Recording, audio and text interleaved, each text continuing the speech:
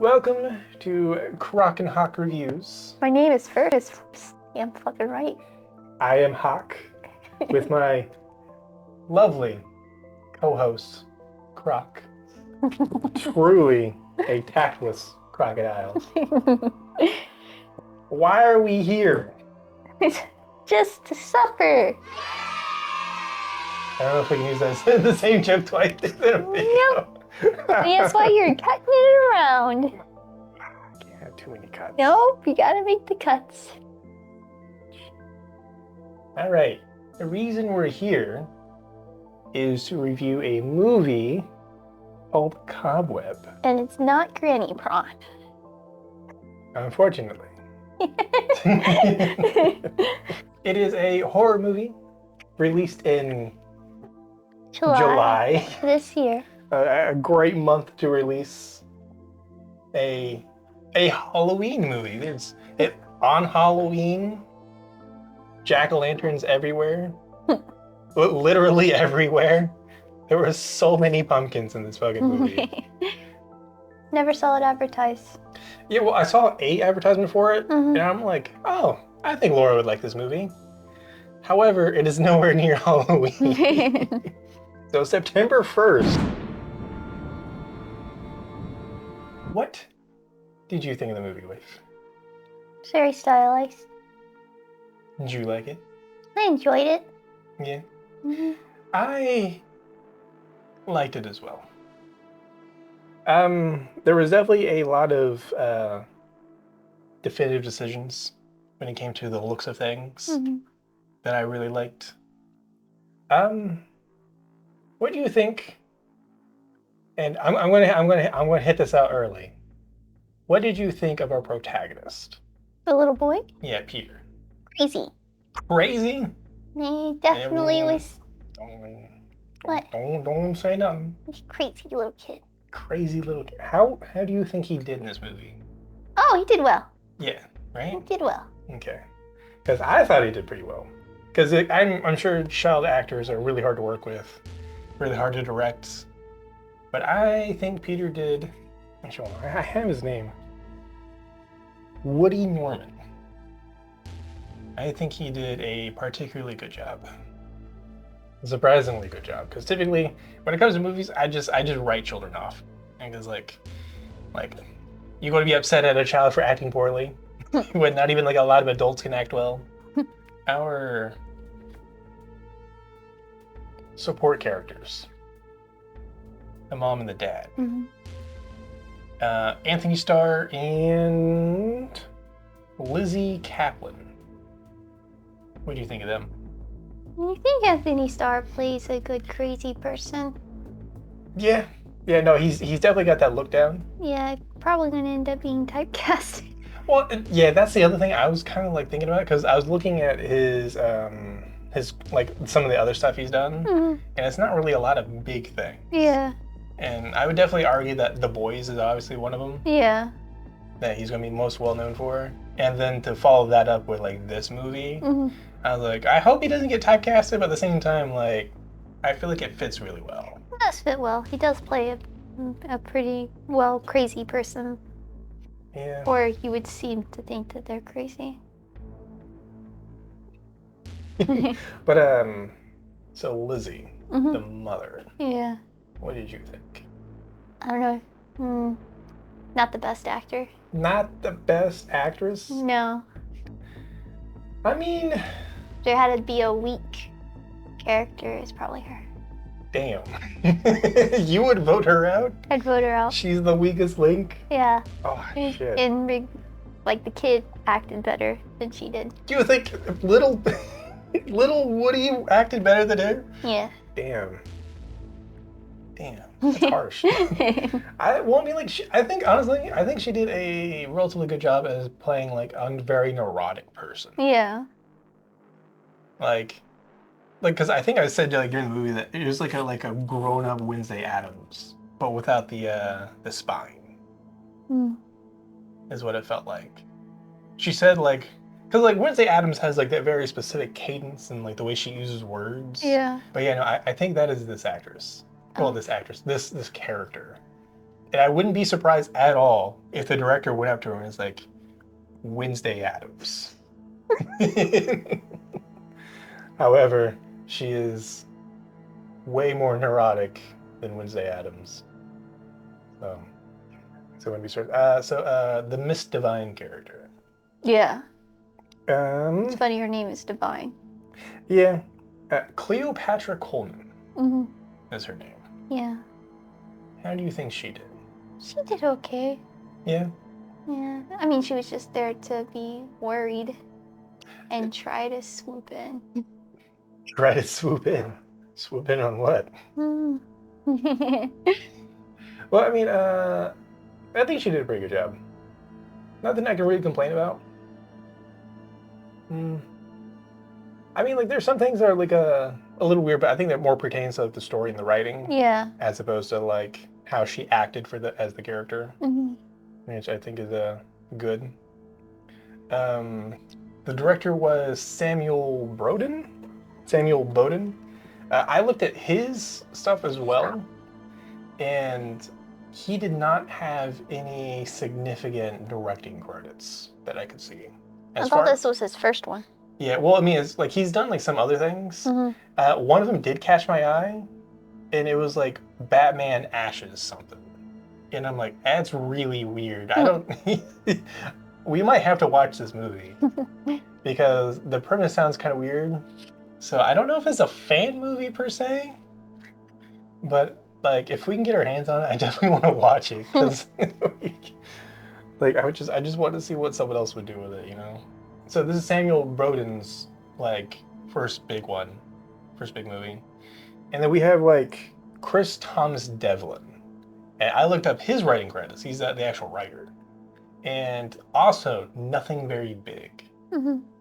And so I'm very impressed with the storytelling because like obviously like Samuel's done like some other things, but like now you're working with like fucking Anthony Starr, fucking Lizzie, and I guess the Buseys, which is kind of weird. Oh. Because so you see in there, wasn't there? Yeah, no, so like there's like a little shithead kid like the bully. Yeah. He as soon as I saw that grin where he smiled with like his top teeth on his lip, I immediately stopped the movie. I was like, I've seen that smile before. I've fucking seen it before, that goofy ass smile.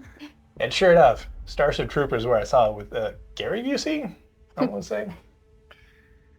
But yeah, no, and so apparently, you know how like that scene where like the mother of the bully comes in? Yeah. That's Stephanie Busey. Really? Yeah. So the Buseys definitely like, hey, we want to do something with this movie, I guess. This movie that like wasn't very well advertised and no one really heard of. We're big fans of Anthony Starr. But who do you think this movie's for, Life? People that like horror movies. Well, I mean, with not too many jump scares. I don't know. It's not for children, that's for sure. It's people that like stylized horror movies. I wouldn't feel uncomfortable showing this to, say, like a 13 or 12-year-old. Yeah. I didn't think you would enjoy the movie because you don't like modern horror movies. Well, modern horror movies have lost the plot. And I blame Paranormal Activity. Because Paranormal Activity is nothing but, I don't want to say nothing, it is probably like 80% cheap jump scares. And I hate cheap jump scares. We didn't really have too many of those in this movie. Yeah, well, and like, you know, if I can, like, because like, so typically they'll throw a jump scare in the trailer. And that signals to me is like, that's pretty much all this is probably going to be. But you know what I saw in the trailer? I don't think I saw one jump scare. And that's what like keyed me into this movie is like, maybe this one's different.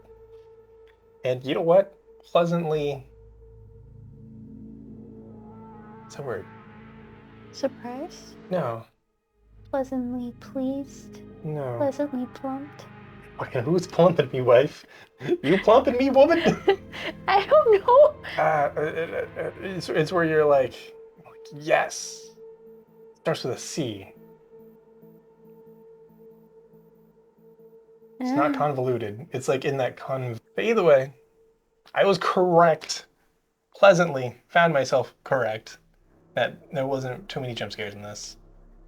Which, thank God, I fucking jump scares to me are so dumb because it's just like you could scare someone by standing in the doorway, right, in shadow because there's like a harsh light behind you, and then like you like wield a machete, Yeah. right?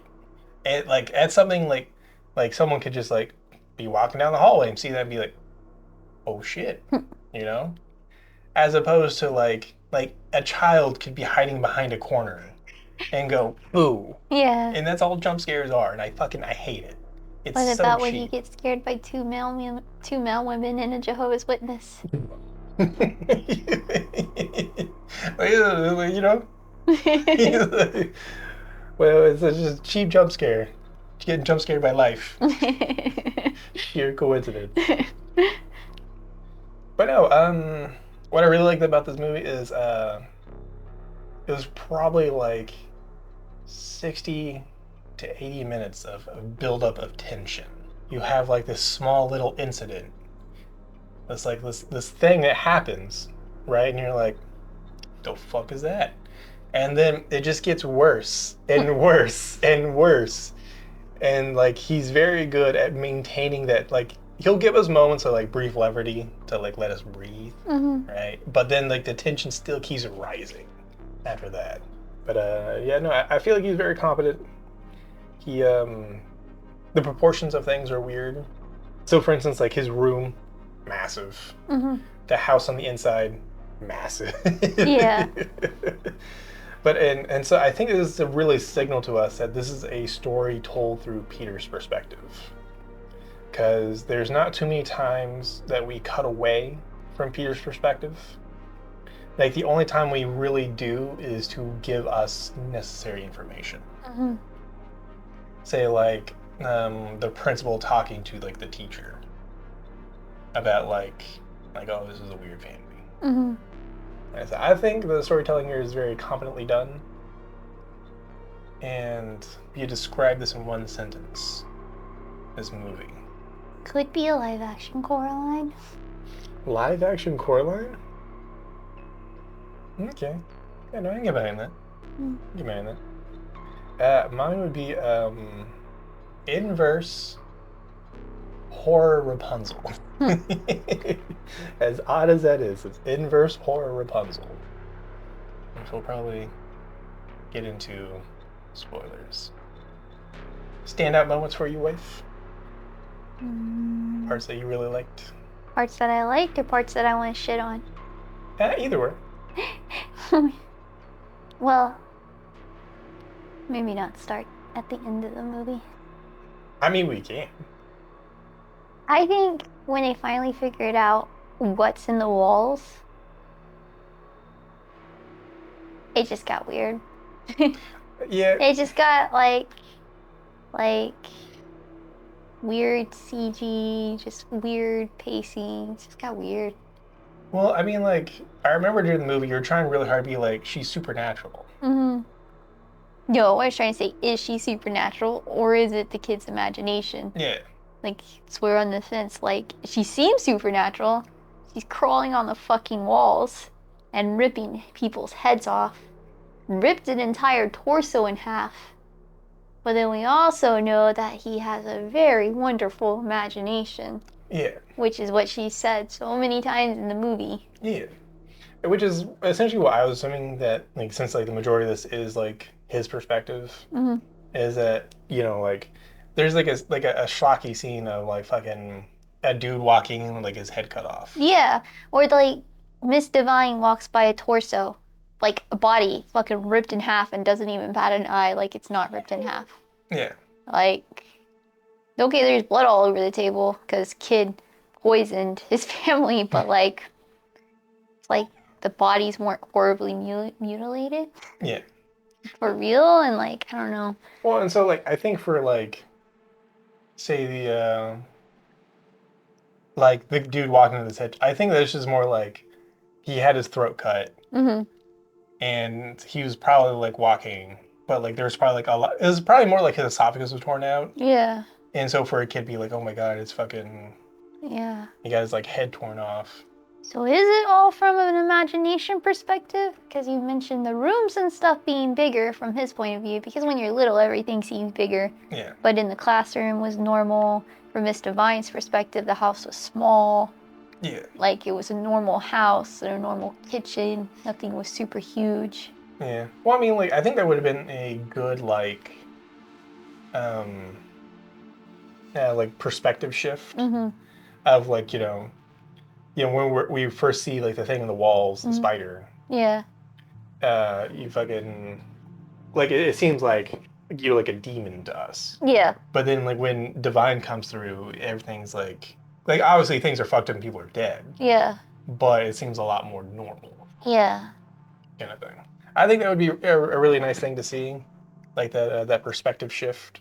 We did have a good metaphor like early on in the movie where he was at like the spider was crawling at him in like school. Yeah. And then Divine had him release the spider, which is what we see later on in the movie. Oh, where he lets the girl go. Yeah. Yeah, I say like inverse Rapunzel. Because like, Rapunzel trapped up on the tower, really long hair that she lets down so some guy can climb up and save her. Mm-hmm. Where in this movie, she was put in a pit, also really long hair. And I think Rapunzel's supposed to be like, she's supposed to be kept in the tower to protect her from like the modern world, Yeah. essentially. But yeah, so the thing was locked into a pit to keep everyone safe from her. Yeah. And you know what I just realized? Mm. The parents didn't let her out on Halloween. She escaped She escaped? by climbing up the walls. Oh, yeah. To kill the little girl? I learned to climb. And so I don't think is that the parents let her out, because originally I thought the parents let her out on Halloween. Mm-hmm. Because obviously, like I think she's disfigured, like face-wise. No, we see her face once. I don't know if it's the kid's imagination or not, but she is disfigured. Yeah, well, that's what I'm trying to account She has for. like a pumpkin face. Yeah. But yes, I think she escaped on Halloween to kill the girl. But like her parents realized that she disappeared because they probably would go feed her for like the night. Mm-hmm. And realized, oh fuck, she's not in here. Where is she? And I tracked her down, found the girl that she killed and her, and then I think that's when they put her in the wall. Mm-hmm. Because that would be better than a pit for some reason. Just take out of the wall. Yeah. See where you get started. Yeah. And even when the little boy's in the walls look giant. Well, like it's like the girl is like running through there. Like there's like this giant space between the walls. Well, and I think that's also like like his perspective kind of thing. Mm. And that's why I think like she's used to being contorted that way because she's having to like move between the walls so much. Mm-hmm. But yeah, no, like in Rapunzel where the hero uses Rapunzel's hair to free her. The little kid uses Rapunzel's hair in this to beat her, essentially. Which I really liked that little theme of the movie. It's very like Halloween fairy tale kind of thing. Or Simpsons Treehouse of Horror. Keeping Bart, the real Bart, locked in the attic. Hugo. Yeah. Well, like I said, and I say fairy tale in the Grimm's fairy tale kind of thing, not the Disney fairy tale.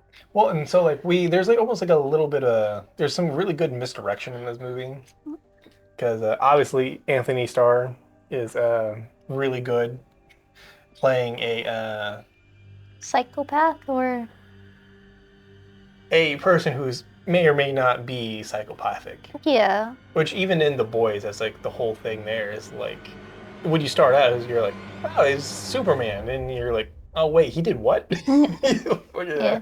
Like, so they might not be okay with this dude. Yeah. The use of lighting doesn't help. Whenever the kid looks at him, they're always like shadowed with light in the background. Oh yeah, very very harsh shadows. Some really good misdirection, and because they do a very good job of breadcrumbing you into believing that the parents are the psychopaths. The mom is just stressed, most likely.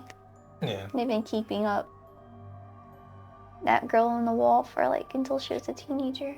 Yeah. So honestly, they're probably not crazy. They're just stressed. I mean, yeah. Well, and so like we even see this when Divine comes in for a checkup on Peter, and she's like, "Do you think I wouldn't take care of my children?" and this is also a reference to the spider. Yeah. Because like she's like, "I'm doing everything I can." Obviously, I don't want her to die, but at the same time, like, she's a fucking monster. Yeah. And so it even asks a question of like, if your child is a monster, what do you do? Like if you find out that like your child is going to be like, you'll take a knife to school to like stab somebody. Lock them up. I mean, that's what they did, Yeah, that's what they did. In a professional home, not the wall. Oh. You think you can sit there with some fucking little shithead scratching? Mommy, Daddy. He's fucking knocking on the wall and scratching on the wall. I mean, you get used to it eventually. Do you? So I do have like one problem with this movie, and it's like the very end. It's like the last scene, because she's like the spider. Like they capture the spider. They have her in the pit, and the spider's like, we're the same. You killed our parents. You're just the same as I am. I'm going to get out of here. And like, you'll hear like a creak in the wall, the floor settling, and you'll just wonder if it's me. Right? And which is definitely more a description of like PTSD for Peter. But as a fairy tale, I would have really liked it, because like there's this scene where as she's talking to him, it's her like it's her in the pit with her arm, like her hands coming out the trap door, saying these things to Peter, and then it cuts to Peter like standing in the stairway. And I would have liked a match cut of Peter in the stairway still, so like he's in the same position. However, it is now daytime with like police behind him, and then we cut back to the pit and the trap door is open. But then it wouldn't leave the question, is the kid crazy and traumatized, or is she really there? It's when she's like coming up, he's in this happy new home, and she's behind him. I mean, maybe. It leaves the question, is he like imagining that, or did she really escape and track him down? It might be sacrificing the story for the shot, but I think it would have been a really good shot. What do you think of the deaths in this movie? The deaths? Yeah. Multiple deaths. The vomiting was cool. The vomiting of blood. Yeah. Yeah. All the deaths were over the top, because they all happened towards the end too. Yeah. So you didn't really see anybody die until he gets out. It's like it's a definitive like left turn in the movie, which is like, it almost signals like a break for like Peter. Yeah, they were all over the top. The kid got like dragged under the piano and blood just sprayed everywhere. Like the Quentin Tarantino of like direct the deaths, because like it's an excessive amount of blood. Like the person vomiting the rat poison, it's just like so much vomit and blood. I would have really thought you would have really liked the gore in this. I mean, it didn't bother me. It's just a lot. I mean, I liked it for the most part. Like some of the scenes were definitely silly. Of like the kid, like he's like downstairs like looking for the spider, but you see like the hair sticking down from above him, like moving across like the shot. And I was like, ah, fuck. Yeah. It's silly. While they're eating that porridge, like the definitive moment is when like, would you do something different with the soup? Yeah, it was like as soon as we hit that moment, it just all fucking spun out of control. which I think is very apt for the story. Yeah. For, like, Because the mom just kept eating it. Yeah. Like she wasn't even like there or thinking about it.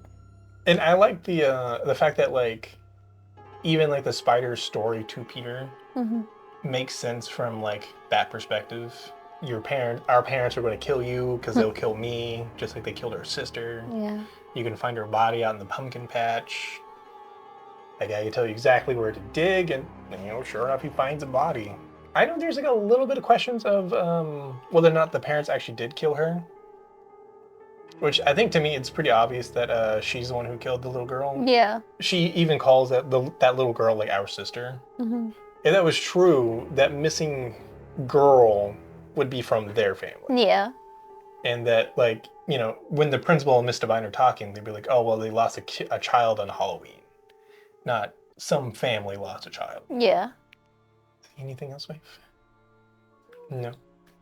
Can't think of anything. All right. Did you enjoy the movie? Did you watch the movie? Are you going to watch the movie? Let me know. Surely I'll be reading all the comments. All of them.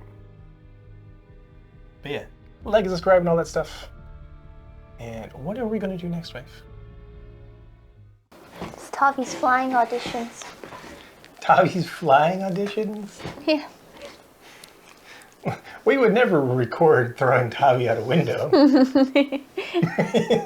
He's very aerodynamic. Very fuselaged. Keeps his legs tucked in. Yeah, He'll go pretty far. Yeah, I think we put wings on him. I think he might fly. Like actual airplane wings. Will you leave my energy drink alone, you hag? Oh, yeah, poor Delilah, come here. My poor girl. You're not a hag. Come here.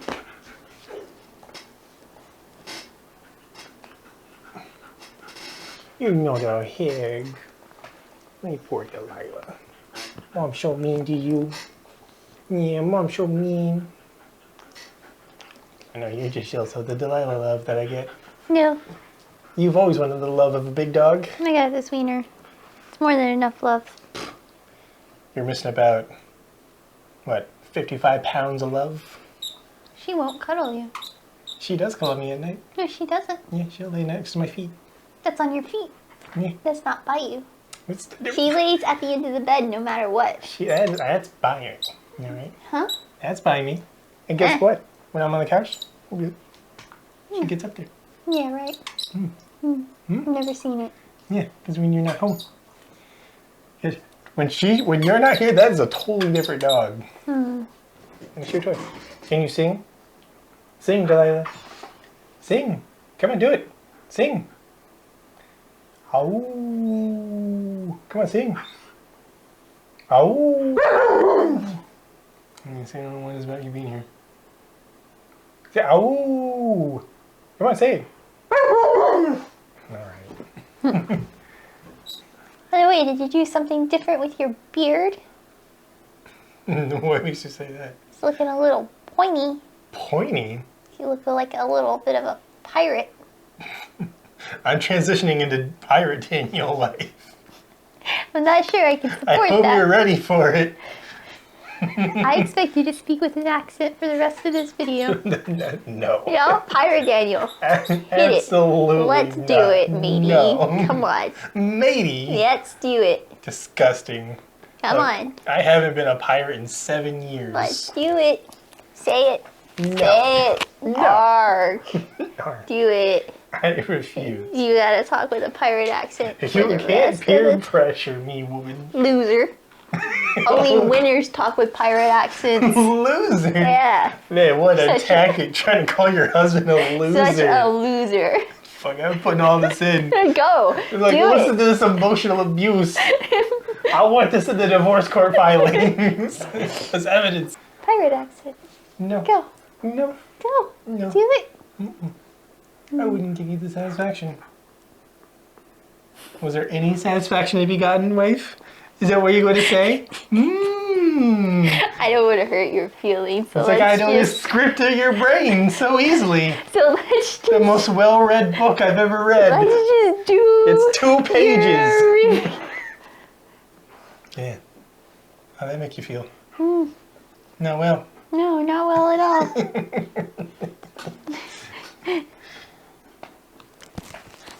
Thanks, Tommy. You're the best. You're the only guy that loves me ever. Yup. Thanks, buddy. What a sweetheart. You're the best, buddy. Good dog. Alright, now that we got the hostility out the way. Oh no, it's just begun. What do you mean it's just begun? You think this is a review? This is a fight. Fucking Jerry Springer. Going on Mars. Alright, bring in the divorce papers. Let's surprise her. I'm so what you mean. Someone actually did walk in front of her. You're like, oh, here you go. That pitter patter we heard earlier. Yeah. He was just getting in position.